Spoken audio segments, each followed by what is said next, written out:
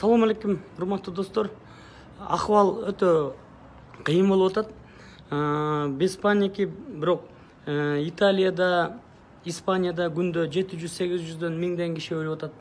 Анан өлгөндөрдүн саны көбөйүп атат, айыккандар да көбөйүп атат. Бирок эми бизде государствобуз, билесиңер, мамлекетибиз өтө чабал слабый да. Өтө слабый, минустабыз. Анан ушундайда жогорку кеңешке кайрылат элем. Жогорку кеңеш ай сайын 70 миллион сомдон плюс-минус сарпташат. Ошону сарпташпай эле тарап эле кетпейсиңерби? Эң биринчи коронавирус башталды. Эң биринчи эле силер качтыңар. Жумушту таштап каникулга кеттиңер. Бул каникул 3 ай болсо 3 ай жөн эле акча алып жүрө бересиңерби? Бир жардам бергениңерди көргөн жокпуз. Ушул чимкириктер атка кондуңар. Ушул чимкирик болбой эле кеткилечи. Ошол акчаны андан көрө медиктерге, врачтарга, ушул кембагалдарга берсе жакшы болот. Азыр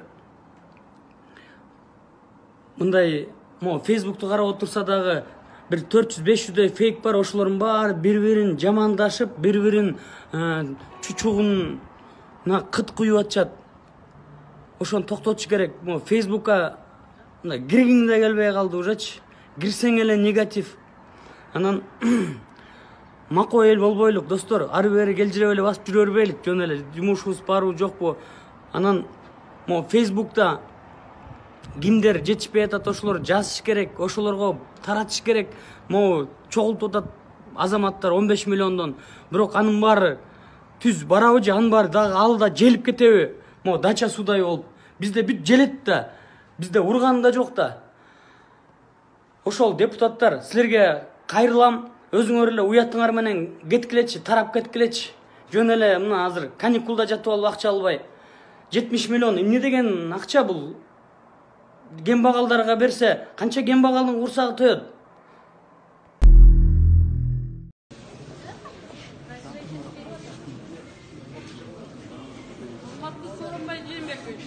Биз Новосибирскидеги аэропорттон сиздерге кайрылуу жасап атабыз. Бул жерде канчадан бир жумадан бери 200дөй адам турабыз. Бизге кайдыгер карабаңыздар. Бизди эми ушакта жыргаганыбызда жүргөн жерибиз жок. Баарыбыз иштеп атабыз. Кыргызстанга эмне деген салымды кошуп атабыз. Ушундай кыйынчылык заманда, оор заманда бизге кайдыгер карабай, өзүбүздүн мекенибизге алып кеткиле. Баарыбыздын суроолорубуз ошол. Жаштар турат, карлар турат, кичинекей балдар турат. Кайдыгер карабаңыздар. Оюндалар, аялдар турат. Баарыбызды болдун мына бияк Россия жиберебиз деп атат. Кыргызстан эмнеге кармап атасыңар? Эмнеге албай атасыңар бизди? Элдердин барып турабыз бир жумадан бери. Квартирага баралы десек акча жок. Балдардын баары турушат. Билет алып койгонбуз. Билеттерибиз турат мына. Кете албай атабыз. Ошону туура чечип бериңиздер. Баарыбыз көпчүлүк суранып атабыз сиздерден. Кайдыгер карабаңыздар. Өзүбүздүн мекенибизге алып кеткиле баарыбызды.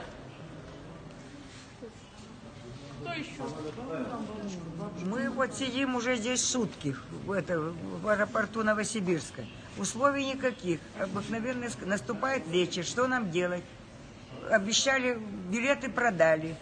Одни поменяли, снова поменяли. Деньги не возвращают. Мы сколько будем тут сидеть? Заберите нас домой. Мы хотим все домой. Тут и пожилые, и дети, и молодые. Мне 80 лет. Вот девочке 5 лет. Это беременная. Мы не можем так жить. Мы больше здесь заразимся и будем больше болеть. Так же? Так.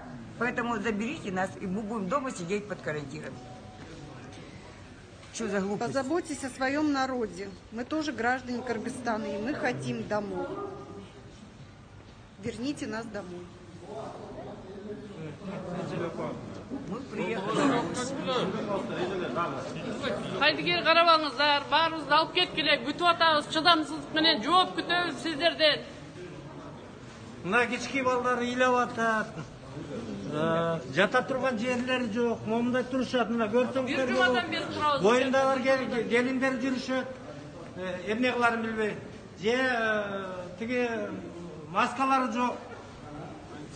Антисептик жок, эчтеке жок, сөздүн ачыгы. Мерде асты бир жумадан ашты берде жаткандарына, арты мына бир күн болуптур келгендерине. Баарында тең билети бар. Эч кандай бу жерден медицина жагынан жардам жок. Мына жаткан отурган жерлер моулар керелден кечке отурмай, таң аткыча отурмай, мындайча айтканда түрмөгө барса да мындай кылбайт. Түрмө мындан жакшы багып атат, мисал үчүн. Биз угуп атабыз, Манас аэропортун жаап салды деп, карантинге. Эмнеге жаап салдыган? Өзүңөрдүн атууларыңарды алып кетишиңер керек. Бул Россияда Кыргыз эли бекер жүргөн жок. Силерге ошончолук деле акча которуп атышат. Канча жылдан бери иштеп, жакшынакай эмгектерин кылып атышат. Эмне үчүн муну кайдыгер карап атасыңар? Алып кеткиле биз. Мына балдар ыйлагысы келип арага отурат. Акыркы акчаларына барып туруп мына немеден квартирадан чыгарып идик, келишти али жок бу жерге. Мына бу жердин диаспоранын балдары тамак келип беребиз деп атат. Алар дагы ошол күнделем тамак ташый бербейт. Алардын да жумушу бар. Урматтуу Сооронбай Шарипович, биз сизге бияктан түздөн-түз кайрылып атабыз, суранып атабыз. Моунча элди карап туруп, кантип кайдыгер карап атасыңар. Биз жылына не деген миллион акчаны которобуз Кыргызстанга. Илибой жактын чоңдору каякта болбосун, өзүнүн балдарын мекендештер Илибой жактан суруп кетип атат. Дажа калса бекер алып кетип атат. Биздин чөтөгүбүздө билетибиз даяр. Эмнеге бизди кайдыгер карап, биздин посольствого кыймылдабай атасыңар. Биякта көрүп атасыңар, улуусу бар, кичинекеи бар, оорукчаны бар. Давайте этире кыймылдагыла да бияктан алып кеткиле бизди. Жакта турган жер жок. Көрүп атасыңар, маякта түнөгөнү түнөп атат. Тапкан акчаң бар, кетип атат, маяктан гостиницага кетип атасың, ичкен жегениңе кетип атат. Кичине намыстанбайсыңарбы? Алып кеткиле бизди срочно бияктан. Алып кеткиле бизди.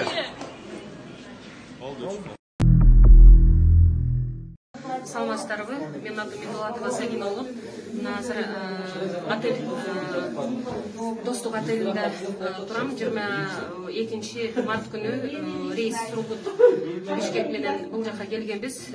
Ошол карантинный система деп ошол Достук отельге алып келген. Ошол башынан баштап эле аэропорттон түшкөндөн баштап абдан жакшы, кандай десем, пропускной режим болду. Бардыгы жакшы болду. Ошол жак менен алып келишти. Жайгашкандан бери мына 5-6 күн болду. Ушул жерде кызматта жүргөн, иш үстүндө жүргөн отелдин администрацияда иштеп аткан балдарына, медработниктерге, МВДнын сотрудниктерине, МЧСтин балдарына, в основном бул район Свердловский районго катталар экен. Ошондуктан администрацияда Свердловский администрациянын ишкерлерине да ушул жактан келип сурап, акыбалышты сурап, үчмал ысык тамактарын берип, абдан жакшы тамактарын берип атты. Ошого баарына ыраазычылык, суусун алып келет, нанын, салфетка, чай, даже балынан өйдө алып келип атышты. Ошон үчүн чоң ыраазычылык айтып кетким келет. Бүгүн анализдер чыгып, биз үй жака кетип атабыз. Бардыгына чоң рахмат. Барыңар ден соолукта болгула.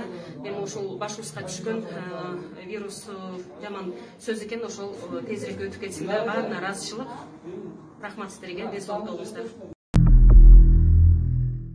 Саламатсыздарбы, урматтуу кыргыз элим. Мен Кыял Ниязбекова, мугалим катары, как психолог изилдөөчү катары сиздерге бир чындыкты айтып коюуну туура чечтим. Мынакей бүгүнкү күндө болуп жаткан кырдаал боюнча маалыматтар ушунчалык тездик менен таркалып жатат да. Бул оорудан чыккан коркунуч бизди өлтүрүп атат да. Биз улам эмнени ойлоп, эмнени сөз кыла берсек, ошол нерсе кайра келе берет. Биз коркунучту ойлоп жатып, ошонун жыйынтыгын бүгүнкү күндө көрүп жатабыз. Эгерде биз эртеңки күнүбүздүн ушунчалык жакшы болоорун каалай турган болсок, анда биз мына ошол ситуациянын жакшы тарабын изилдеп чыгышыбыз керек да. Улам коркунучту ойлой берип, коркунучту эмоциясын аламга жөнөтө берсек, Кудайдан ошондой ответти ала беребиз да. Ошондуктан бул коркунуч деген бул адамдын организминдеги вируска каршы туруучу иммунитеттин 50% автоматтык түрдө жок кылат да. Бул ой, сөз чындыкты жаратат. Бул руханий нерсе. Ой менен сөз көзгө көрүнбөйт, кол менен кармалбайт. Тирүү бул иштейт. Ишенип коюңуздар. Чын жүрөктөн элестетип, сөзүн күчүнө маани берип, баа берип, сөзүн күчүн баалап, биз сөздү өзгөртүп жашообузду колдонушубуз керек. Бири-бирибизге жакшы сөз айтуу менен бири-бирибизди айыктырсак болот да. Мисалы, бул вирус мен үчүн эмес. Бул вирус менден айланып өтөт. Бул убактылуу нерсе. Бул кандай жол менен келсе, ошондой жол менен кетет деп бири-бирибизге жакшы сөз айтып жарыялап, бири-бирибизге моральный, духовный поддержка берели, психологический кеңештерибизди айталы. Демек, ошондой эле чоң нерсе бизде ишеним болуш керек.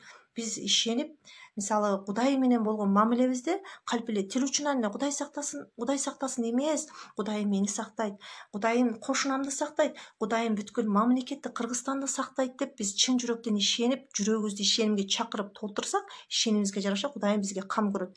Мынакей ушундай нерсени жиберип жаткан Кудайым сөзсүз турда мунун чечилиш жолун дагы жиберет. Ишенип коюңуздар. Кудайым бизди таштабайт. Ал керемет, биз менен дайыма бирге. Бул дартты берген дабасын бербей койбойт дегенде чечилүү жолун берет да. Ошондуктан биз коронавируска каршы үчүн эмес, элдин саламаттыгы үчүн, бейпил жашоо үчүн деп сөздүн күчүнө маани берип, баа берип, күчүн баалап, сөздү жашообузду өзгөртүп колдонойлу, сөз менен бири-бирибизди айыктыралы. Ушул нерсени бири-бирибизге бөлүшөлү, ушул нерсени менен биз коркунучту талкалап жок кыла алабыз. Көрдүңүздөр бе, жашоонун сыры мына ушул жерде жатат да. Жүрөгүбүзгө мээрим сүйүүнү чакыралы, жүрөгүбүздөгү мээрим сүйүү менен бири-бирибиз менен бөлүшөлү, жан дүйнөбүздү, жүрөгүбүздү жакшылыкка толтурсак, жаман нерсеге орун жок, өзүнөн өзү жаман нерсе жок болот. Анан улам эле тияктан чыкты, бияктан чыкты дей бере турган болсок, биз абалды корчутуп, кайра кызытып жиберебиз да. Андыктан келиңиздер, баарыңыздар ушу мамлекет тарабынан айтылган тапшырмаларды туура, так аткарып, эрежелерди сактап, гигиена, тазалыкты сактап, туура тамактануу менен бирге жакшы сөз айтууну бири-бирибизге адат кылып алалы, бири-бирибизге ушундай жакшы сөз менен жардам берели. Бул чындык. Баарыңыздарга ден соолук каалаймын.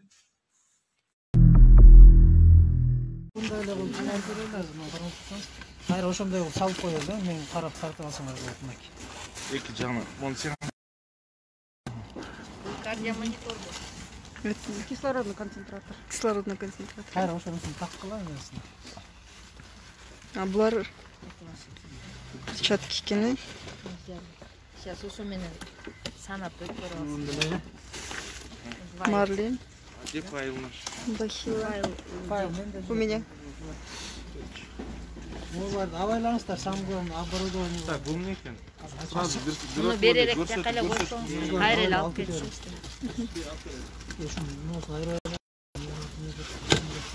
Нет худа без добра дейт, э? Мода жанагындай барат. Да. Бул жанагы кардио эмес.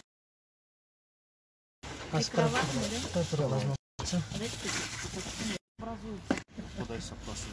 Отсос хирургический, он настоящий, стационарный. Отсасывает, потом снова кислородом кровь насыщает и ждем выздоровления. Все, да.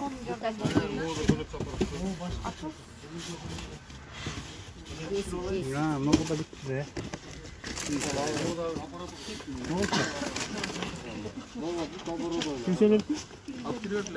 Акыркы оборудованияны абайлаңыздар, ошо керегини бар оборудование өзүнчө коюңуздар, тиги аралаштырбай. Бирөөсүнөн эметсек Жок, барбайт. Ладно, бар. Киресимен бир аз бар. Келгенден. Так, это у нас... Что это такое?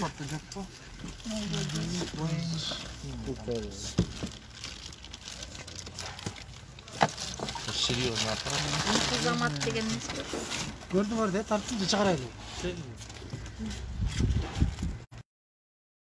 Замат деген окшойт. Это для чего мне не кикен? Воздух очищающий. Воздух очищающий. Замат это мындайда жана реанимационный. Ушул инфузамат бар. Анан эмне болот ошону? Вот это же, Мам, эме да? Замат. Очень мало мемелермен.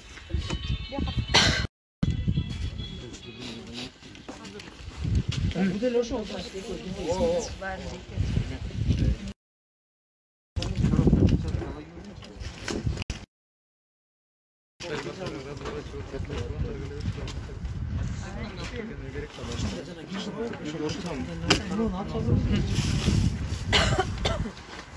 Бул кардиомонитор, мынакей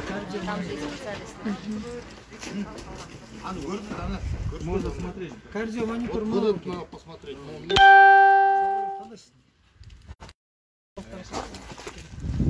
Дайте монопол.